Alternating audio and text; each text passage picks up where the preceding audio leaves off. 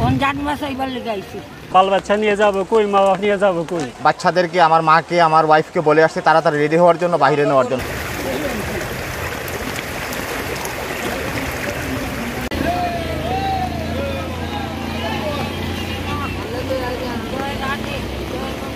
পানি একটা সবটা তোর ওই যখন বিজ্ঞা আইছি সব বিজ্ঞা নষ্ট। কোন জানবাস এইবার লেগে আইছি।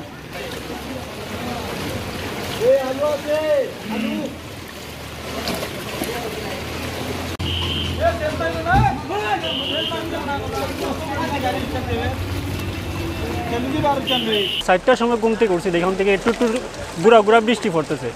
8টার দিকে যখন ছাদ থেকে ছায়া দেখছি নিচে রাস্তার মধ্যে পানি নেই, আমার বাসার দ্বারের কাছেই পানি নেই। যখন 9টা বাজে প্রায়, তখন চাইতেছি যে আমার বাসার থেকে 8 আঙ্গুল নিচে পানি আছে। এখন তো টেনশনে আছি, ঢুকে কিনা বাল বাচ্চা নিয়ে যাবো কই, মা বাবা নিয়ে যাবো কই, এই চিন্তা করতেছি। বাকি এখানে আল্লাহ জানে।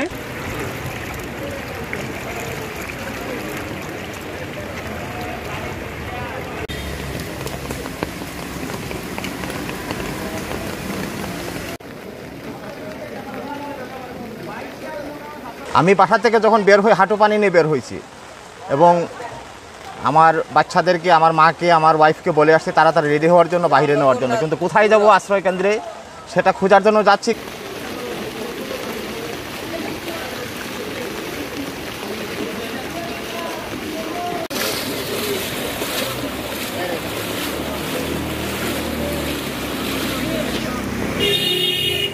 তো আমাদের নবীনগর এলাকা এবং আমাদের মোহাম্মদপুর কান্দারপাড়া এলাকা সবথেকে নিম্ন এলাকা, অল্প পানিতেই কিন্তু প্রথমে প্লাবিত হয়।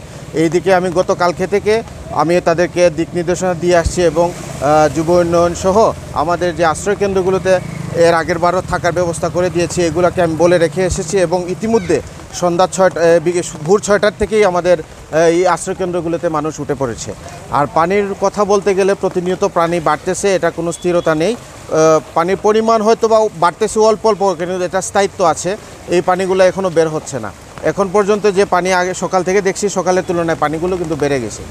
ইতিমধ্যে আমাদের দিনী সিনিয়র মাদ্রাসাতেও লোক আসা শুরু হয়েছে। ষোলগড় সরকারি প্রাথমিক বিদ্যালয়ে প্রায় 17-18টা পরিবারে চলে আসছে। 3তলাতে এখনও বুকিং করে আসছে, কিন্তু মাল সামানা যেগুলো আছে সেগুলো তো নিয়ে আসতে হবে, সেজন্য একটু লেট হচ্ছে আর কি।